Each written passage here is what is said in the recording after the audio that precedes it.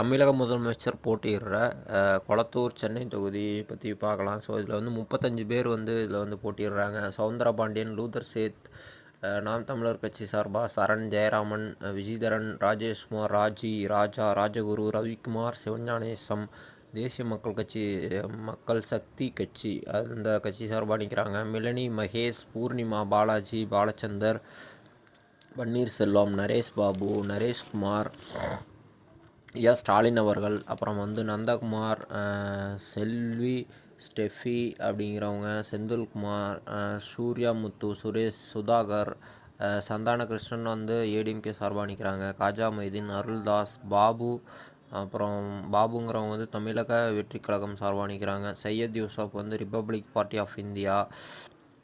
சிவஞானேசம் அவங்க வந்து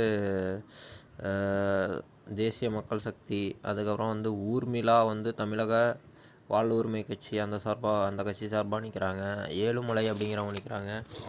ராமதாசன் மக்கள் நல்வாழ்வு கட்சி அந்த கட்சி சார்பாக நிற்கிறாங்க. ஆதித்யா வந்து சம்தா பார்ட்டி அப்படின்றவங்க பார்ட்டி சார்பாக நிற்கிறாங்க. சந்தான கிருஷ்ணன் ஏடிஎம்கே, பகுஜன், அதுக்கப்புறம் சுபாஷினி அப்படிங்கிறவங்க வந்து பகுஜன் சமாஜ் பார்ட்டி அந்த பார்ட்டி சார்பாக நிற்கிறாங்க. ஸோ மொத்தமாக வந்து ஒரு 35 கண்டஸ்டிங் கேண்டிடேட் வந்து இந்த கொளத்தூர், சென்னை கொளத்தூர் தொகுதியில் வந்து நிற்கிறாங்க. ஸோ இதில் வந்து எவ்வளோ பேர் வந்து டெபாசிட் வாங்குவாங்கன்னு தெரியல. ஏன் அப்படின்னா வந்து ஒரு 16% மேலே வந்து டெபாசிட் வாங்குறதுக்கு ஓட்டுவாங்க.